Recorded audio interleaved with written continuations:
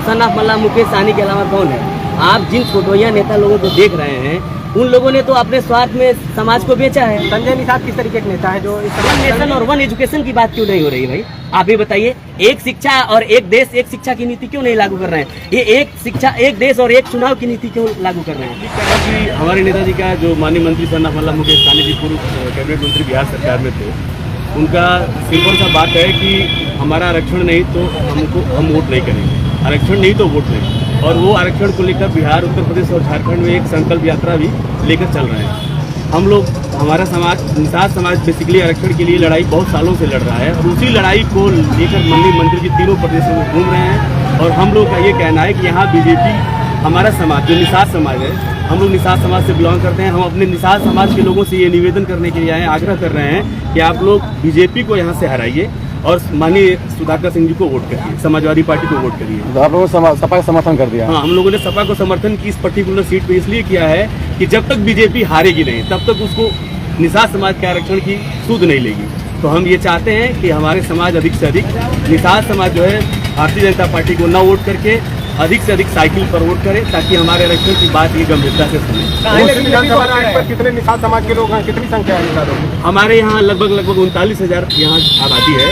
Vote हमारा 25,000 के आसपास है। अगर हम 25,000 वोट का अगर 80% वोट भी डाइवर्ट करा देते हैं तो हम निर्णायक की स्थिति में यहाँ पर हैं। यहाँ पे यूपी में बिहार के नेताओं को चुनी जाएगी या नहीं? मैं तो उत्तर प्रदेश का हूँ, मैं तो उत्तर प्रदेश का हूँ, मैं मधुबन का ही रहने वाला हूँ। आपकी बगल की विधानसभा 353 है, किसी घोषी लोकसभा का मैं निवासी हूँ, आजमगढ़ मऊ जिले का निवासी हूँ, मैं बाहरी थोड़ा हूँ। जिक्र किया कि बिहार की जो ये पार्टी है, आपकी पार्टी बिहार की है? हाँ बिल्कुल, बिहार की पार्टी है। क्यों इतना लेट कर गए? समर्थन देने में लेट गए? कितना होगा? 1 by 1 क्या कह रहे हैं? बिहार की पार्टी का यूपी में कितना असर होगा? हमारे नेता का इससे पहले भी बहुत सारे पार्टी वाले देखिए वो सही है, हमारे नेता का जब असर होगा। आज आप निषाद समाज की बात करते हैं तो पूरे भारत में सबसे सर्वमान्य नेता है कौन? सन ऑफ मल्ला मुकेश सहनी के अलावा कौन है?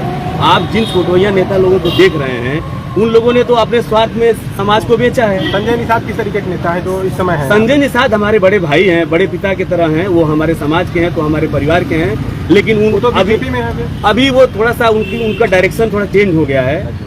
आने वाले समय में वो भी हम लोगों की बातों को समझेंगे। उनके बच्चों को भी आरक्षण चाहिए, उनके खानदान को भी आरक्षण चाहिए, उनके रिश्तेदार को भी आरक्षण चाहिए। आरक्षण से लाभ सिर्फ सन ऑफ मल्ला मुकेश सहनी को तो होगा नहीं। या छोटोया नेता कौन है? छोटोया नेता जो लोग पैसा ले लेके और हमारे समाज को बेच रहे हैं, मैं उनकी बात कर रहा हूँ। तो उसमें बहुत सारे लोग, अरे नाम लेने नहीं, अब तो खुल के लोग देखिए, राजनीति में आरोप ऐसा है कि आरोप प्रत्यारोप करने का तो कोई समय है नहीं। सब हमारे भाई हैं, आज नहीं तो कल वो भी समझेंगे। हम लोग भी कुछ दिन पहले भ्रमित थे, हम लोगों को भी लगता था कि ये पार्टी जो बीजेपी है हम लोगों की बात सुनेगी, लेकिन इतना देर इंतजार करने के बाद आपको समझ में आया? किसके पहले भी समझ में आया? नहीं, समझ में आया तभी तो आया। नहीं, ऐसी बात नहीं है, पहली बार नहीं है, समझ में आया तभी। बहुत पहले लेट कर गए। क्या लगता है कि योगी का जलवा कायम नहीं रह पाएगा क्या? ये बताइए, आपके घर में बच्चे स्कूल जाते हैं, आप सब्जी ले आते हैं, हॉस्पिटल भेजते होंगे, किसी की दवा कराते हैं। आज के डेट में शिक्षा, रोजगार, स्वास्थ्य की अगर बात करें हम तो इस सरकार को आप कितना नंबर देंगे? आप पत्रकार हैं, खुद ही बताइए कितना नंबर देंगे? अरे यार, वो विकास की बात करते हैं, आप कह रहे हैं कि अरे मैं विकास का कहाँ विरोधी हूँ भाई? मैं विकास का विरोधी कहाँ हूँ? मैं भी चाहता हूँ कि देश विकास करे, मैं भी चाहता हूँ। अच्छा ये बताइए, मणिपुर की घटना इतनी घटी है, आज आप लोग इतने पत्रकार लोग हैं, कोई भी नेता मणिपुर पर बीजेपी का बोला? प्रधानमंत्री जी गए, उनको जाना चाहिए ना। चीजें केवल कहने से नहीं होती है। विकास कौन नहीं चाहता है? कौन नहीं चाहता कि हमारे क्षेत्र में हॉस्पिटल बने? कौन नहीं चाहता है कि हमारे क्षेत्र में हॉस्पिटल बने? संजय निषाद पिछले 15 दिनों से डेरा डाले हुए हैं और निषाद समाज को अपने तरफ जागरूक कर रहे हैं। आप 2 दिन पहले आकर समाजवादी पार्टी को समर्थन कर रहे हैं, तो क्या असर पड़ेगा निषाद मैं समाज आपको में? बताता हूँ, इस घोसी विधानसभा में हमारे वीआईपी पार्टी के एक प्रत्याशी श्री दीनानाथ निषाद जी भी चुनाव लड़े थे।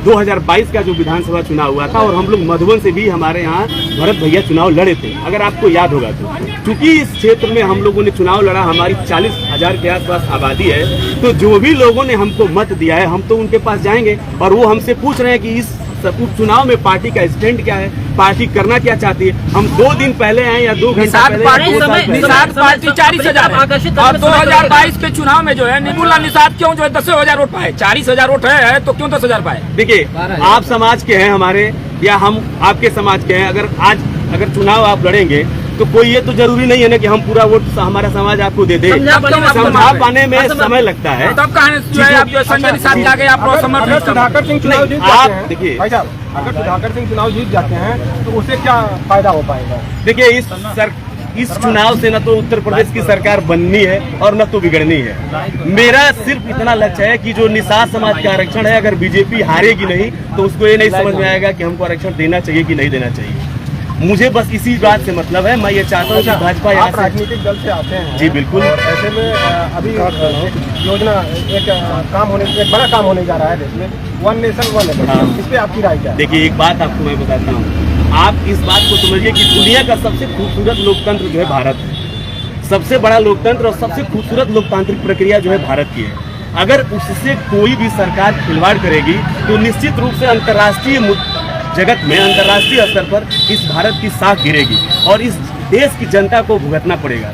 हम भी जान रहे हैं कि one nation one election, one nation और वन एजुकेशन की बात क्यों नहीं हो रही है भाई? आप ही बताइए, एक शिक्षा और एक देश एक शिक्षा की नीति क्यों नहीं लागू कर रहे हैं? ये एक शिक्षा एक देश और एक चुनाव की नीति क्यों लागू कर रहे हैं? सबसे जरूरी तो आज के डेट में रोजगार है, आज के डेट में शिक्षा है, आज के डेट में महंगाई है। आप उस पर बात करिए ना, वो मुद्दा छोड़कर और आप वन नेशन वन इलेक्शन पे लगे हुए हैं। वन एजुकेशन की बात क्यों नहीं हो रही है? मेरा सवाल आपसे, आप बताइए। विपक्ष का गठबंधन जो है पुरानी बोतल में नई शराब है। नई शराब ज्यादा नशा नहीं करती है, लेकिन पुरानी शराब ज्यादा नशा करती पुरानी है। खाली बोतल वाली शराब कैसे नशा? ऐसा है कि देखिए, आप अपने एंगल से देखते हैं, लोग अपने एंगल से देखते हैं।